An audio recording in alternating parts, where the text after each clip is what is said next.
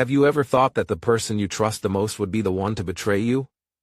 I believed in my wife's love, but then I sought revenge by starting an affair of my own. In the end, it was me who ended up betrayed.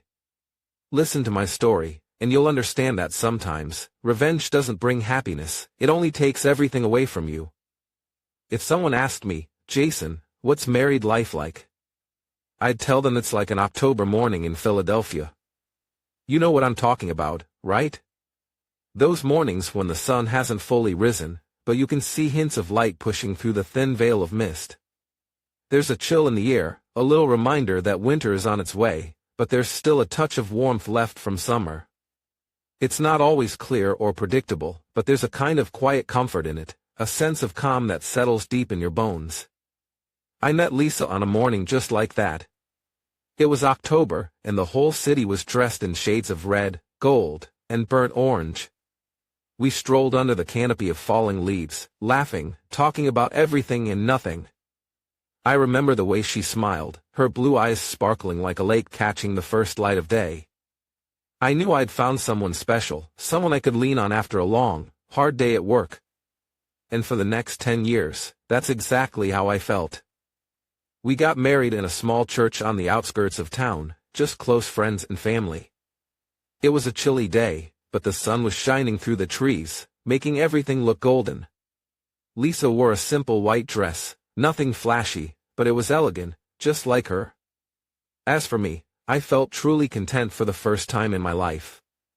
We exchanged our vows, promising to love and respect each other no matter what came our way. And honestly, I believed we'd keep those promises forever. Marriage isn't always easy, but I never minded the tough parts because Lisa was there. I work in finance, managing investments for a big firm downtown. It's a good job with a solid paycheck, but the pressure's insane. There are days I come home completely drained, my head filled with numbers and reports. But the moment I walk through the door and see Lisa in the kitchen, smiling at me, all that stress seems to melt away. Lisa is an incredible interior designer. She has a great eye for detail, a knack for mixing colors and textures. Once, she transformed our tiny apartment in the city into a cozy, modern space that everyone raved about. Her clients adored her. She'd come home and tell me about her latest projects, the challenging customers she'd encounter, and how she found solutions. I was always so proud of her. We have 2 kids, a boy and a girl. Jake, our oldest, is 8, and Sophie, our little one, just turned 4. I used to think we had the perfect family. Dinner time was full of laughter, with the kids making us tell the same silly stories over and over again. Weekends were for picnics at the park or movie nights on the couch. All those little moments, they made me feel like the luckiest guy alive. Honestly, I thought I had it all, a steady job, a nice house in the suburbs, a smart and beautiful wife, and 2 amazing kids. I remember driving the kids to school one morning, looking in the rearview mirror and seeing Lisa smiling at Sophie while Jake was goofing off in the back seat. I thought to myself, this is it. This is happiness. But you know what they say about happiness, it's fragile. It's like the sunlight piercing through the mist on an October morning, beautiful but fleeting. The first cracks started to appear in ways I didn't notice at first. Lisa began acting differently, but it was subtle. It started with late nights at work, those extra hours she said she needed to spend with clients. At first, I didn't think much of it. I knew her job didn't follow a strict 9-to-5 schedule. But then came the secret phone calls. I'd be sitting on the couch, and her phone would buzz. She'd glance at me, make up some excuse about a client, and step out into the hallway. I'd sit there, staring at the closed door, feeling a chill that had nothing to do with the weather. I told myself I was just being paranoid, that I was reading too much into it. But deep down, something didn't feel right. I've always thought of intuition as something fleeting, just a passing feeling you shouldn't take too seriously. But it's kind of like a survival instinct you can't ignore. The more Lisa stayed out late, the more I found myself sitting alone in the living room, watching the clock, wondering where she was, what she was doing, and who she might be with. I tried to push the doubts aside, convincing myself I was overthinking it. But as the late nights turned into a regular thing, the worry started to consume me. Philadelphia is a big city, but when you've lived here long enough, it starts to feel surprisingly small. Stories and rumors travel fast. One evening at a company party, a colleague mentioned seeing Lisa having dinner with another man at a fancy restaurant downtown. I forced a smile and brushed it off, but inside, I felt like the ground was crumbling beneath me. That was the moment I realized my perfect life wasn't as perfect as I'd thought. It didn't happen overnight. If it had, maybe it would have been easier to notice, easier to confront. But the changes in Lisa were so gradual, so subtle, that at first, I thought I was imagining it. In the beginning, it was just little things, small enough to dismiss. I'd catch her staring off into space during dinner, her mind clearly elsewhere, even while the kids were chattering away. Or she'd pull her phone out during family movie nights, responding to texts with a quick, nervous glance at me before turning the screen away. I remember one specific night. It was a Friday. We'd ordered takeout, our usual routine after a long week, and the four of us were sprawled out on the couch, watching an old Disney movie. Sophie had her head on Lisa's lap, and Jake was half asleep, curled up with his favorite blanket. I was feeling content, watching my family and thinking, this is what it's all about. Then, Lisa's phone buzzed. Just a simple notification, but it felt like a jolt. Her whole demeanor changed in an instant. She tensed up, glanced at the screen, and stood up abruptly. "I need to take this," she said, almost as if she was apologizing, but before I could respond, she disappeared into the kitchen. I listened as her voice dropped to a low whisper, muffled but urgent. I couldn't make out what she was saying, but the tone didn't sound like the relaxed, friendly banter she usually had with clients. It felt different. When she came back, I tried to shake off the unease, plastering on a smile. "Everything okay?" I asked, trying to keep my tone light. She nodded quickly, a little too quickly. "Just a client with a last-minute change." "It's nothing." I wanted to believe her. I really did. But the look in her eyes, it wasn't the Lisa I knew. There was something guarded, something distant. It was like she had put up a wall between us, and no matter how much I tried, I couldn't see through it. After that night, things didn't go back to normal. It was as if there was this invisible thread of tension between us, pulling tighter and tighter. Lisa started working late more often. At first, it was once a week, then twice, until it became almost every other night. She'd tell me it was a busy season, that her clients were demanding more time and attention. And I wanted to believe her. I mean, why wouldn't I?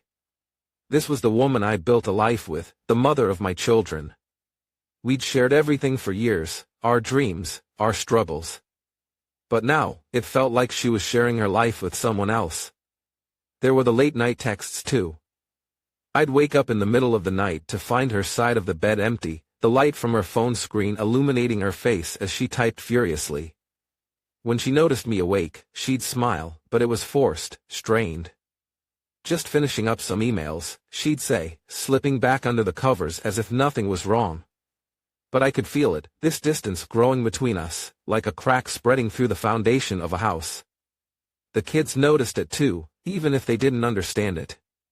Jake asked me one morning, "Why is Mom always working now?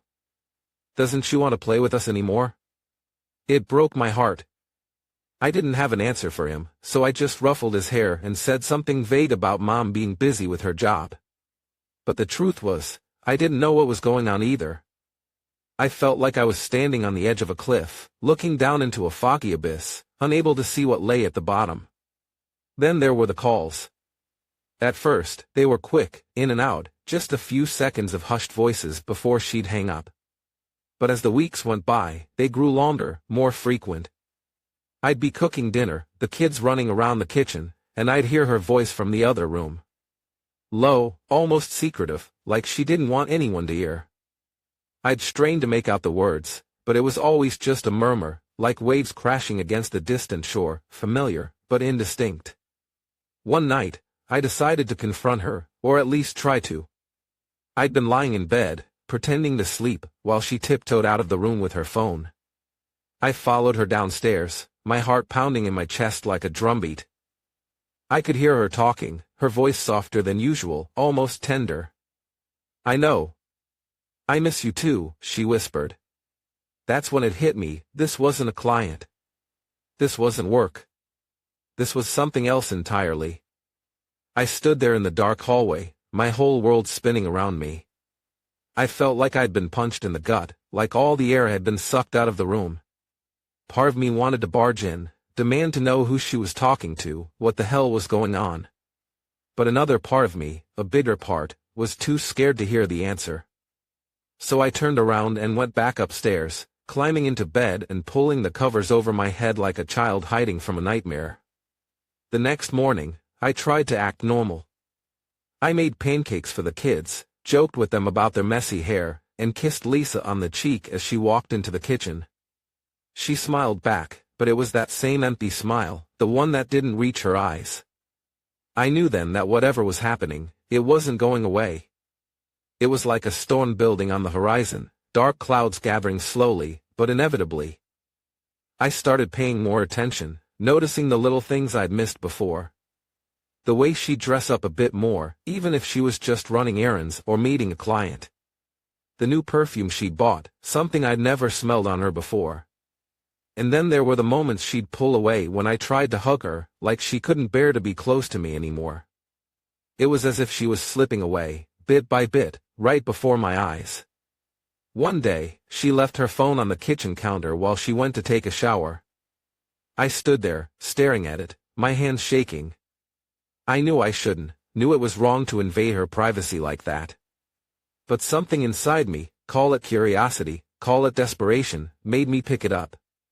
And that's when I saw it, a message notification lighting up the screen. The words burned into my brain, "I can't wait to see you again, love." I dropped the phone like it had burned me. I felt sick, my stomach churning, bile rising in my throat. I wanted to scream, to throw something, to run up the stairs and confront her. But instead, I just stood there, frozen, staring at the phone as if it held all the answers I didn't want to know. In that moment, everything changed. The doubt, the unease, the late nights, it all clicked into place like pieces of a twisted puzzle. Lisa was hiding something, and deep down, I already knew what it was. My wife, the woman I had loved and trusted for over a decade, was betraying me. And the worst part? I still wasn't ready to face it. My heart stopped when I saw the message flash across the screen, "I can't wait any longer, love." For a moment, everything around me seemed to freeze. I couldn't hear the sound of the cars outside, the ticking of the clock, or the water running from the shower where Lisa was still bathing. It felt like time itself had halted, leaving only silence and the crushing weight of realization. I stared at the phone in my hand, my fingers trembling. I knew I shouldn't have looked, that I was crossing a line by invading her privacy. But curiosity, mixed with fear and a surge of anger, overwhelmed any sense of guilt. My mind raced as I unlocked her phone effortlessly. We had always shared our passwords. We'd never hidden anything from each other, at least, that's what I'd believed. The message was from someone named Mark. The name was unfamiliar, a total stranger to me. As I scrolled through the chat history, my hands grew cold. It was a long thread filled with affectionate words, sweet nothings, and plans for secret meetups. I saw photos too, pictures of Lisa I'd never seen before. She looked happy, genuinely happy in a way I hadn't seen in months. There were smiles that weren't meant for me anymore. One photo stood out, Lisa in a red dress, the same one I'd bought for her on our 5th anniversary. I remembered the pride I felt seeing her wear it that first time, thinking she looked stunning. Now, that same dress felt like a cruel joke, a reminder of the love she once shared with someone else. I sank into a chair, my legs no longer able to support me. It felt like I'd been punched in the gut, the wind knocked out of me. The pain wasn't just from the betrayal itself, it was the realization that everything I believed in, everything I built with her, was based on a lie. I glanced down at her phone again, as if it were a ticking time bomb about to destroy what little remained of my world. I don't know how long I sat there, frozen in place. I could hear the water stop, the soft sound of Lisa stepping out of the shower. I quickly placed her phone back on the table, trying to appear as if nothing had happened. She walked into the kitchen, her hair wet, wrapped in a bathrobe, and flashed me a smile. It wasn't her usual warm smile, it looked forced, almost hollow. "What are you doing?" she asked casually, drying her hair with a towel. "Just checking your phone." "It buzzed," I replied, my voice hoarse and barely steady. She paused for a second, a flicker of worry crossing her face, but then she nodded. "Oh, it must have been a client," she said, stepping past me to pour herself a glass of water. I stood there, watching her, feeling a mix of pain and resentment boil up inside me. I knew it wasn't a client, and she knew I was beginning to suspect. But we both chose silence, a mutual agreement not to acknowledge what was happening. It was like we were two opponents on a battlefield, each waiting for the other to make the first move. From that day on, everything changed. I became hyper-aware of her every move, watching her closely without letting on that I knew. I noticed the secret phone calls, the way she'd slip into another room when her phone rang. I'd see her come home late, her excuses sounding thinner and more rehearsed each time. There was a distance between us now, like a crack in a mirror that started small but was spreading further every day. At night, I'd lie awake next to her, staring up at the ceiling, my mind racing. I'd replay moments in my head, trying to pinpoint when this all started. Had it been the night she said she was working late, or the business trip she took without much notice? I realized there were signs all along, signs I'd ignored because I trusted her, because I loved her. It felt like I'd been blind, blissfully unaware while my life unraveled around me. There was one evening I decided to test her story. Lisa told me she had a late meeting with a client downtown, something urgent that couldn't wait. Instead of going home, I drove to the location she'd mentioned. It was a fancy restaurant, the kind of place where we'd go for special occasions. I parked far away, my hands gripping the steering wheel, nerves frayed. About an hour later, I saw her. She stepped out of a cab, wearing that same red dress. My heart sank when I realized she wasn't alone. A tall man, dressed sharply in a suit, met her at the entrance. They smiled at each other, and as they walked in, he took her hand. It felt like a punch to the stomach, the kind that knocks the air out of you and leaves you gasping. I watched from the shadows of my car, the world around me blurring as they disappeared into the restaurant. I could see them through the window, sitting close together, laughing, sharing something I hadn't seen in our marriage for a long time. I felt like I was watching a movie, but it was my wife on that screen, and the script had been written without me. My body froze. I couldn't move, couldn't make myself get out of the car and confront them. A part of me wanted to march inside, to shout, to demand answers. But another part, the part that was terrified of losing everything, kept me rooted in place. I just watched them, feeling the cold seep into my bones, the realization sinking in deeper with every second. I drove home slowly, the city lights blurring past me as tears welled up in my eyes. I'd never felt so empty, so completely hollowed out. When I got back, I walked into our living room, the room where we'd spent countless evenings together. It felt foreign now, like I was an intruder in my own life. I couldn't confront her yet. I wasn't ready. I needed time to process, to think about what to do next. So, I kept the secret, locking it away inside me, even though it was tearing me apart from the inside out. We went to bed that night, and I lay there, wide awake, feeling her warmth next to me but knowing she was miles away. I realized then that silence was the only thing I had left. I wasn't ready for the confrontation, for the inevitable explosion that would follow. So, I pretended. I kept pretending, hoping that somehow, I'd find the strength to face it when the time came. I sat alone in the living room, the soft glow from the lamp casting shadows on the family photos hanging on the wall. I stared at the pictures, Lisa's radiant smile on our wedding day, snapshots of Jake and Sophie laughing on the beach. Each photo was a snapshot of happiness, a moment I once believed was part of a strong, unshakable marriage. But now, they felt like shards of a shattered illusion. The emptiness, the bitterness clung to me like a dark shadow I couldn't shake off. I had made up my mind. I wasn't going to confront Lisa, not yet. That would be too simple, too immediate. No, I wanted her to feel the same pain I was feeling, the sting of betrayal, the agony of being deceived by the one person you trusted most. So I decided to do something I never thought I would. I would betray her too. The idea flashed in my mind like a lightning bolt piercing through a dark sky. At first, it felt wrong, like I was stepping into a role I didn't recognize. I had never been the type to cheat, never even considered it. But the anger surged back, washing away any hesitation. Why should I be the only one upholding our vows? Why should I suffer alone while she enjoys her secret romance? I downloaded a dating app. It felt like a guilty act, sitting there in the dark, swiping through profiles. I created a fake profile with a simple, nonchalant photo, nothing flashy, but intriguing enough to draw attention. I didn't use my real name. For this, I was someone else entirely, a single man without a family, without kids, looking for a casual fling. Within hours, the messages started pouring in. Most of them were from women who seemed just as disillusioned with their relationships as I was. I skimmed through the texts, feeling numb and detached. Then, one name caught my eye, Ava. She was an artist, living downtown. Her profile was filled with photos of her Viber paintings, and snapshots from art exhibitions she attended.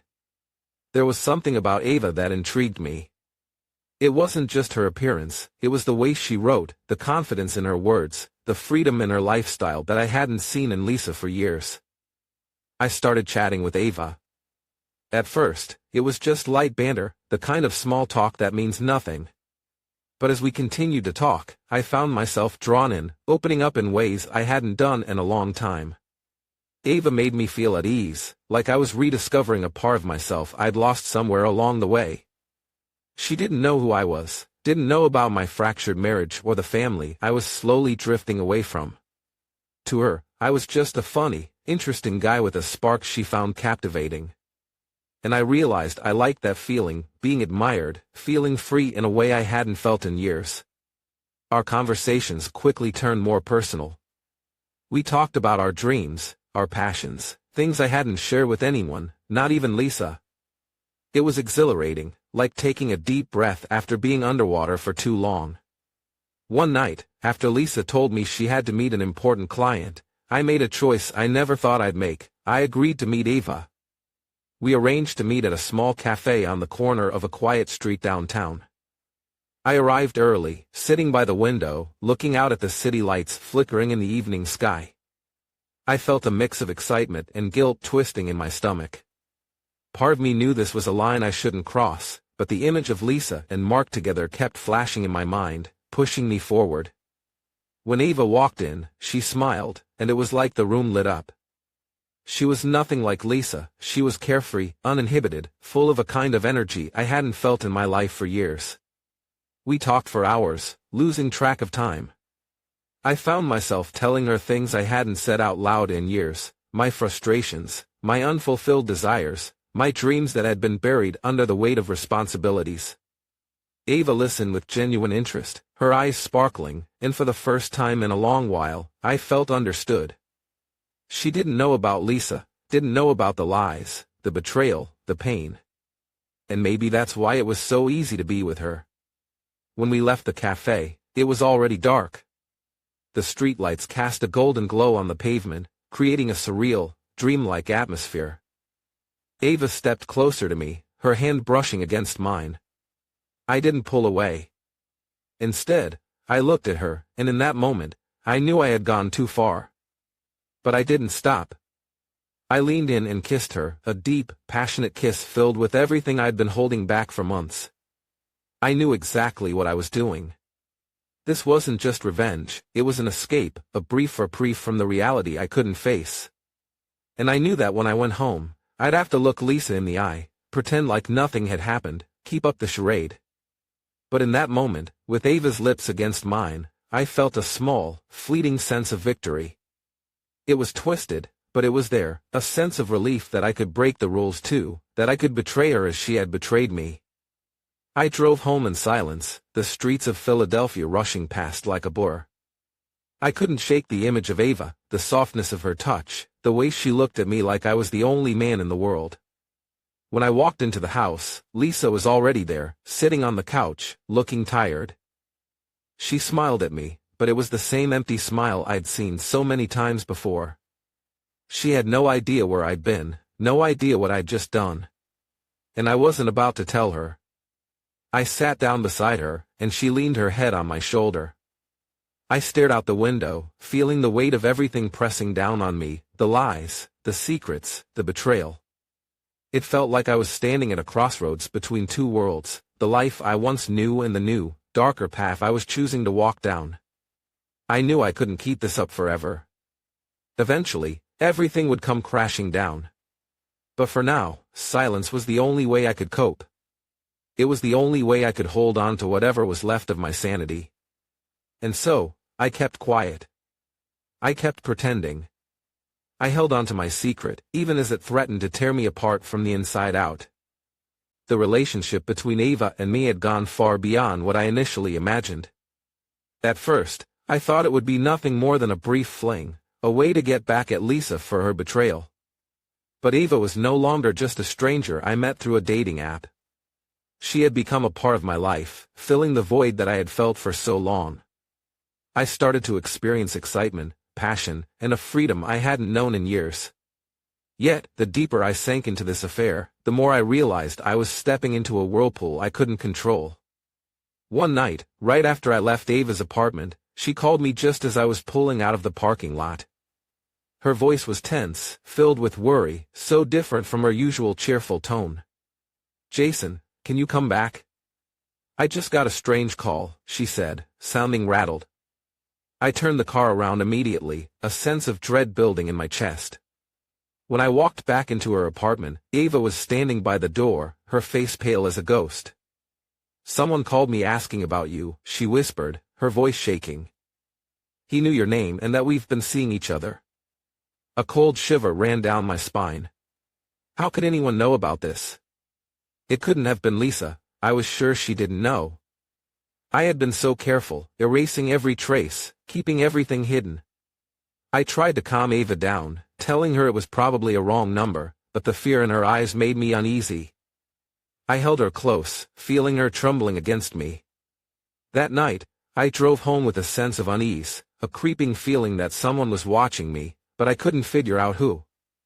A few weeks later, Ava and I decided to spend a weekend together at a rented cottage in the countryside, away from the chaos of the city. We had been looking forward to this trip, a chance to escape from the stress and tension that had been hanging over us. It was a beautiful day. We strolled through the forest, laughing and taking pictures. But then, I noticed a man standing a little way off, staring directly at us. He didn't move, just stood there, watching. My heart started pounding. "Ava, do you know that guy?" I asked, trying to keep my voice steady. She turned to look, and I could see the fear in her eyes. "No, I've never seen him before," she said, her voice trembling. We quickly made our way back to the cottage, trying to brush off the strange encounter. But that night, when I woke up, I found Ava sitting on the sofa, staring blankly out the window.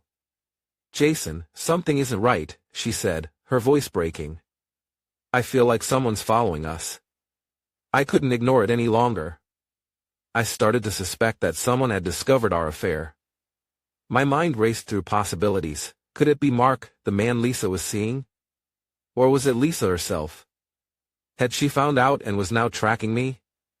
I had no answers, but the fear kept growing. A few days later, as I left the office, I received a text message from an unknown number. I unlocked my phone and saw a photo. It was of me and Ava, kissing at the cafe we frequently visited. It felt like a punch to the gut, knocking the wind out of me. Along with the photo was a message: "All secrets will be exposed, Jason." I couldn't believe my eyes. Someone had taken a photo of us without my knowledge. My head spun. It couldn't be Lisa, I was sure of that. I had been meticulous, careful. But if it wasn't her, then who was it? Who was trying to intimidate me? I called Ava immediately, barely able to keep the panic out of my voice. "Ava, did you get anything strange?" I asked, trying to mask my fear. "No, what's going on?" she replied, her voice filled with concern. I sank into a chair, feeling like the ground was crumbling beneath me. "Someone's watching us," I said quietly. "I received a photo of us together." I heard Ava gasp on the other end of the line. "Jason, we need to stop this," she whispered, her voice cracking. "I love you, but I'm scared. I can't do this anymore if it means putting our lives in danger." For the first time, it hit me that everything had spiraled out of control. This relationship was no longer just an exciting escape. It had become a burden, a real threat hanging over both of us. That night, I drove home with a mixture of guilt and fear weighing heavily on me. When I walked into the house, I found Lisa sitting at the dining table, looking up at me with a strange expression. "You're late," she said, her voice cold and distant. I nodded, trying to keep my composure. "There were some things at the office," I lied, knowing it was just another one of the countless lies I had spun. The affair with Ava now felt like a ticking time bomb, ready to explode at any moment. I felt trapped between two cliffs, unsure of what to do next. The truth was, I couldn't keep living like this. I had pushed everything too far, and the price I would have to pay was looming ever closer. I felt like I was caught in a web, unable to find a way out, as every door seemed to be closing around me. Deep down, I knew that this was only the beginning of something far worse to come. When I first started seeing Ava, I never imagined it would go this far. What I intended as a simple act of revenge against Lisa had quickly transformed into something much more complicated. Ava wasn't just a distraction anymore, she had become a real part of my life. The connection we shared went beyond the physical. It was emotional, even spiritual at times. She made me feel alive again, something I hadn't felt in years. But as Ava began to fall for me, I realized I had stepped into a dangerous game, one where the stakes were far higher than I had anticipated. Ava wasn't a casual flame. She loved me, truly and deeply.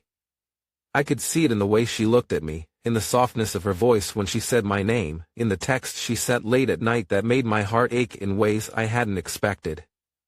I had gone into this affair thinking it was just a way to get back at Lisa, to make her feel the pain of betrayal. But now, I was the one trapped in a whirlwind of emotions. I wanted to end things with Ava, to walk away before it got even more complicated. Yet, every time I tried, I couldn't. She brought me a comfort I didn't know I needed, a sense of relief from the tension I faced at home. Ava was the escape I had been longing for, even if it was temporary and filled with lies. One night, after yet another secret rendezvous with Ava, I sat alone in my car, staring at the city lights of Philadelphia. I thought about Lisa, about the texts I had read on her phone from another man. The image of her smiling, laughing with him, filled my head and reignited the anger I had tried to suppress. It wasn't just about the betrayal anymore, it was the fact that she was hiding something from me, the person she had vowed to love and be faithful to. I knew then that I needed more than just an affair to feel vindicated. I needed to confront this man, the one who had taken what was mine. I needed to look into his eyes and show him that I wasn't a fool. I hired a private investigator. It was a move I never thought I'd make, but I was desperate for answers. I needed the cold, hard facts. No more suspicions, no more guesswork. The investigator was an older man, seasoned and sharp. He listened intently as I described the situation, taking notes with a kind of methodical precision that gave me a sense of grim reassurance. I need to know everything, I told him. Who he is, where they meet, what they do. A week later, the investigator returned with a thick folder of evidence. His name is Mark, he said, sliding the folder across the table. He's a successful businessman, based right here in the heart of Philadelphia. They've been meeting regularly at a luxury hotel downtown. I opened the folder, my hands trembling slightly as I looked through the photos. There she was, Lisa, walking arm in arm with a tall, well-dressed man. They were laughing together, her face lit up with an expression I hadn't seen in years. It was a look of genuine happiness, one that she no longer showed when she was with me. The anger surged again, boiling inside me. But along with it came a deep, gut-wrenching pain. This was my wife, the woman I had shared a life with, now sharing intimate moments with someone else. I made up my mind. I was going to meet Mark face to face. I needed to confront him, to let him know that I wasn't clueless about what was going on. I chose a particular afternoon when I knew they were scheduled to meet at the hotel. I arrived early, sitting at the bar with a glass of whiskey, trying to steady my nerves. I watched as Mark walked in, exuding confidence, his posture relaxed, like a man without a care in the world. He took a seat by the window and ordered a glass of red wine. I walked over to where Mark was seated and took the chair across from him at the hotel bar. I could feel the tension in the air, thick and suffocating, like a storm about to break. My heart was pounding, but I forced myself to stay calm, knowing that this was the moment I had been waiting for, the moment where I would confront the man who had stepped into my life uninvited. Waiting for someone special? I asked, my voice laced with a mocking undertone, the words sharp and deliberate.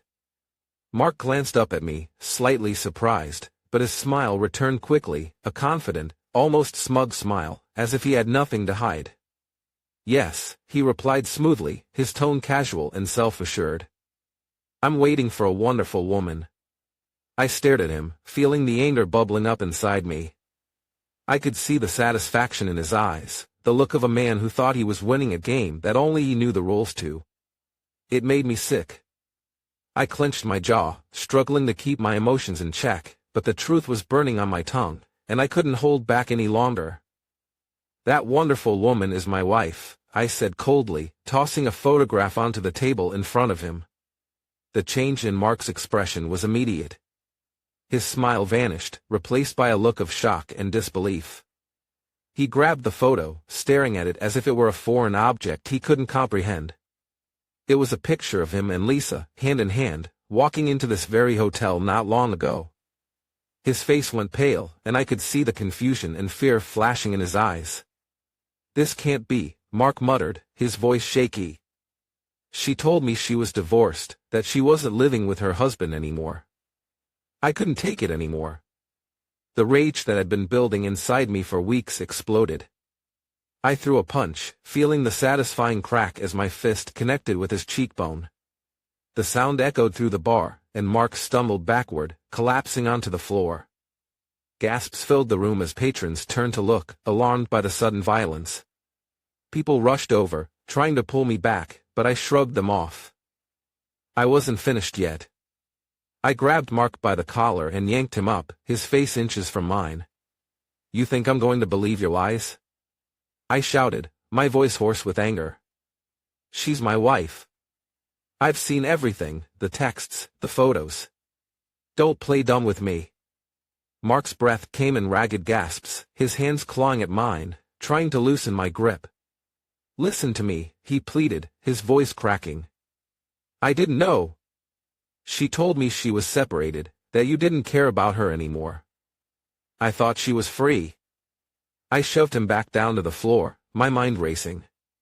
The words he spoke hit me like a cold wave. Lisa had lied to both of us. She hadn't just betrayed me, she had deceived him too. I felt a sickening realization wash over me. I had thought I was the only one being played, but now I saw the full extent of her lies. You don't understand, Mark said, wiping blood from his split lip. He looked up at me, desperation in his eyes. She told me your marriage was over, that you didn't love her anymore. I was trying to help her, to be there for her. I didn't know she was still with you. I laughed bitterly, a hollow sound that made my chest ache. Didn't know?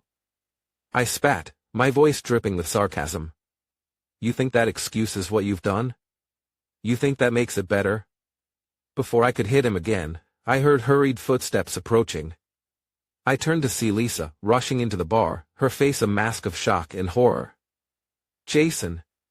What are you doing? She screamed, her voice breaking as she took in the scene, me standing over Mark, who was bleeding and crumpled on the floor. I turned to her with a twisted smile, the kind that only comes from utter despair. Are you happy, Lisa? I asked, my voice sharp and venomous. Is this what you wanted? For both of us to be liars and cheaters? Lisa froze, her eyes wide with terror, tears already streaming down her face. "No, Jason," she whimpered. "It's not like that. Please, you have to listen to me. I never wanted any of this." Mark struggled to his feet, wiping the blood from his face with the back of his hand. He looked at Lisa, a mixture of anger and disbelief contorting his features. "You told me you were divorced," he shouted, his voice filled with betrayal. "You said your marriage was over, that he didn't care about you anymore. You lied to me, Lisa." Lisa turned to Mark, her face crumbling as she sobbed. "I'm sorry," she choked out. "I didn't know what else to do. I felt so lost, so alone. I just wanted someone to care about me." I stared at her, feeling a cold numbness settle in my chest. "You wanted someone to care?" I said, my voice barely above a whisper. "You had someone, Lisa. I was there. I loved you. And this is how you repay me?" She sank into a chair, burying her face in her hands, her shoulders shaking with sobs. "I didn't mean to hurt you," she cried. "I didn't know how to tell you that I felt abandoned, that I needed more than you were giving me." Mark looked at her with disgust, stepping back as if he couldn't bear to be near her. "You used me," he said, his voice laced with bitterness.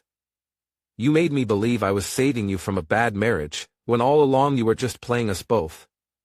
Lisa shook her head, her tears falling freely. "No, that's not true," she pleaded. "I wasn't playing anyone. I was just trying to feel something again. I felt like I was watching a tragic play unfold, a play where all the actors have forgotten their lines and the plot had spiraled out of control. Everything I had once believed in had been ripped apart. I had thought confronting Mark would give me a sense of closure, that I would find satisfaction in making him feel my pain. But instead, I saw that we were all victims of this twisted game, each of us deceived, each of us broken. "Enough," I said, my voice hollow. "I don't want to hear any more lies. You've both made your choices. Now you have to live with them." I turned and walked away, leaving Lisa and Mark standing there, shattered by the reality of what they had done. I stepped out of the bar into the cold night air, feeling a strange sense of emptiness where my anger had been. I had confronted them, I had exposed the truth, but it hadn't brought me the relief I'd hoped for. It had only deepened the void inside me. I arrived home feeling a heaviness that I couldn't shake, as if the weight of everything I had done was pressing down on my shoulders. It wasn't just the physical exhaustion from the confrontation with Mark, but a deep, bone-weary fatigue that came from within. I stepped into the dark house, the silence thick and oppressive, making the familiar surroundings feel cold and alien. I sank down onto the couch, my head pounding as I tried to process the chaos of the day. Just as I was about to close my eyes and breathe, my phone buzzed in my pocket. I pulled it out, the screen lighting up in the darkness. It was a message from Ava. I hesitated for a moment before opening it, already feeling a sense of dread creep up my spine. "You used me," she wrote. "I wasn't just a tool for you to get back at your wife." I read the message once, twice, 3 times. Each word felt like a punch to the gut, knocking the wind out of me. Ava was right. I had used her. I had dragged her into this tangled mess of lies and deceit, made her a pawn in a game she never agreed to play. She had given me her heart, and I had trampled on it in my blind quest for revenge. I had manipulated her love, turned it into a weapon against Lisa without ever stopping to consider the cost. I leaned back, staring into the darkness of the room, the silence now broken only by the sound of my own labored breathing. I thought about everything that had happened, the betrayal, the lies, the confrontation. And now this. I realized, with a clarity that cut through my fog of anger, that I hadn't just hurt one person. I had hurt 3 people, Lisa, Ava, and myself. Everything I thought I was avenging, everything I thought I was fixing, had only made things worse. I remembered the first time I met Ava, her radiant smile, her energy that was so different from Lisa's. She was a breath of fresh air in the suffocating monotony of my marriage. She made me feel alive, reminded me of a part of myself I hadn't seen in years. But now, all of that felt like a cruel joke. the very thing that had given me comfort was now the source of my greatest regret. I opened a new message, my thumbs hovering over the keyboard as I tried to find the words to respond. "I'm sorry" felt so small, so inadequate. It was a flimsy bandage for a wound I had caused, one that would leave a scar long after the pain had faded. I typed out a reply, then deleted it. I typed another, but it wasn't right either. What could I say? I had betrayed her trust, used her as a crutch for my own brokenness. No apology could fix that. In the darkness of the room, the realization hit me like a tidal wave. I was completely and utterly alone. I had lost Lisa a long time ago, but now I had lost Ava too. The silence around me felt suffocating, a reminder that I had built this isolation with my own hands. I had thought I was the victim, the one who had been wronged. But now I could see that I was just as guilty, if not more so. Images from the confrontation with Mark flashed through my mind. I could still feel the impact of my fist against his face, the sharp crack of bone. I had thought that hitting him would give me some sense of satisfaction, some relief from the pain I was feeling. But it hadn't. There was no victory, no triumph. Only an empty void that had swallowed everything I once held dear. I pushed myself up from the couch and made my way to the bedroom, my legs feeling like lead. The room was dark, colder than I remembered it being. I collapsed onto the bed, the cool sheets offering no comfort, only a reminder of how distant I had become from a life I once knew. I stared up at the ceiling, tears welling up in my eyes, something I hadn't felt in years. I had always seen myself as strong, unbreakable. But now, the tears came, and I couldn't stop them. I had lost control of everything, and I had no one to blame but myself. I had betrayed the people I loved, and in doing so, I had betrayed myself. I thought about Ava, her laughter, her warmth, the way she made me feel seen and valued. I wondered if she was crying now, if she was cursing herself for ever believing in me. I wanted to call her, to hear her voice one last time, but I couldn't bring myself to do it. I didn't deserve her forgiveness. I didn't even deserve the chance to explain. My mind drifted to Lisa, the woman I had once loved more than anything. I wondered if she was with Mark right now, if she felt relief at no longer having to hide her affair. I wanted to hate her, to pin all of this on her betrayal. But deep down, I knew that wasn't fair. I had failed her, too.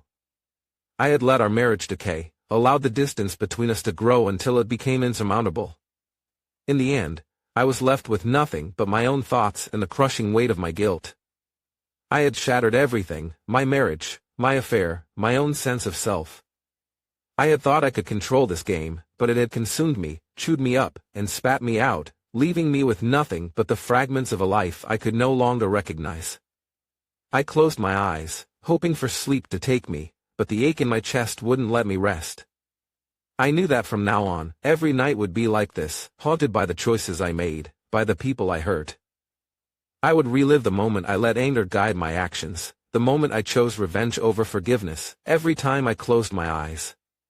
In the silence of the room, I whispered to myself, a confession that no one would ever hear, "I'm sorry." It wasn't enough, and it never would be. I had hurt not just one person, but 3, including myself. And now, I was left with the ruins of everything I once held dear, wondering if there was any way to rebuild from the ashes.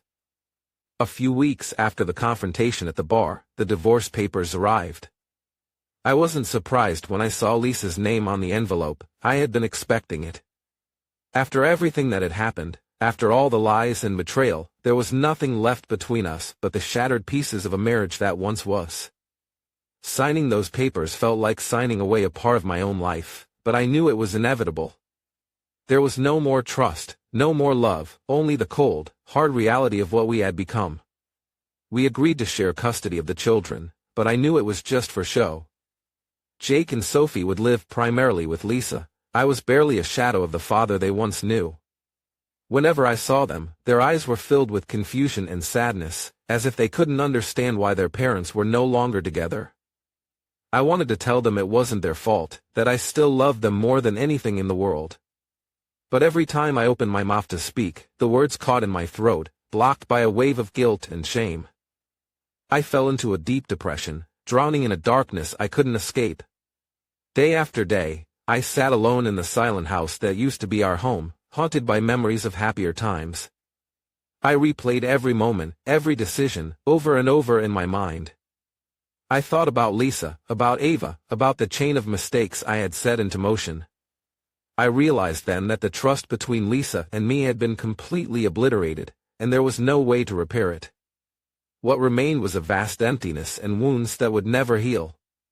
Every night, I turned to alcohol, using it as a crutch to numb the pain and escape the relentless onslaught of my own thoughts.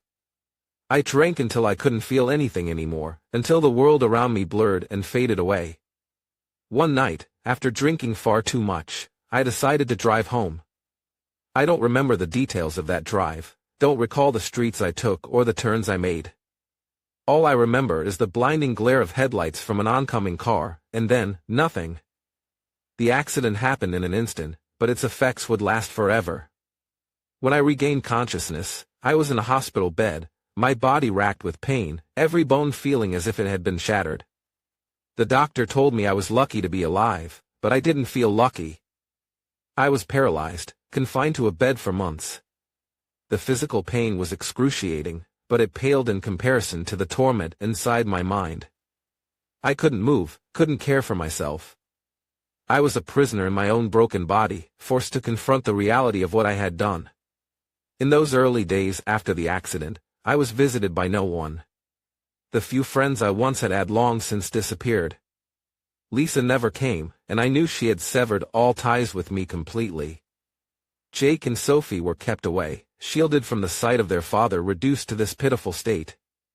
I didn't blame anyone for staying away. I was a wreck, both physically and mentally, and I didn't deserve their pity. One day, Ava came to see me. I wasn't expecting her, in fact, I was certain I'd never see her again. When she walked into the room, my heart clenched painfully. Ava stood there, looking at me, and I could see the hurt in her eyes. She had once loved me, had believed in me, and now I was nothing but a broken man, a shell of who I used to be. "You could have had everything," Ava said softly, her voice tinged with bitterness. "A family, a wife who loved you, and even my love. But you destroyed it all yourself." I couldn't respond. I just looked at her, feeling the emptiness inside me swallow whatever words I might have said. I wanted to apologize, to tell her how deeply I regretted everything, but all I felt was a numb void that no words could fill. Ava didn't cry. She simply looked at me for a long moment, then turned and walked out of the room. I wanted to reach out, to hold her hand one last time, but I couldn't. I had caused her so much pain, had used her in my blind, selfish quest for revenge. She left, and I knew it was for the last time, leaving me alone with my regrets and the crushing silence of the hospital room. Now, I sit here, a man who has lost everything. I tell this story not to excuse my actions, but to serve as a reminder to myself and anyone who listens, in love and betrayal, there are no winners. We all lost, in different ways. I lost my family, the woman I once loved, and worst of all, I lost myself. The price of deceit, of hatred, and of selfishness is paid in scars that never heal. They are wounds that run deeper than the broken bones that confine me to this bed. They are the wounds of a shattered soul, wounds that no doctor or medication can ever heal. I destroyed everything, and now I must live with the consequences, day after day, hour after hour, as a form of punishment I brought upon myself.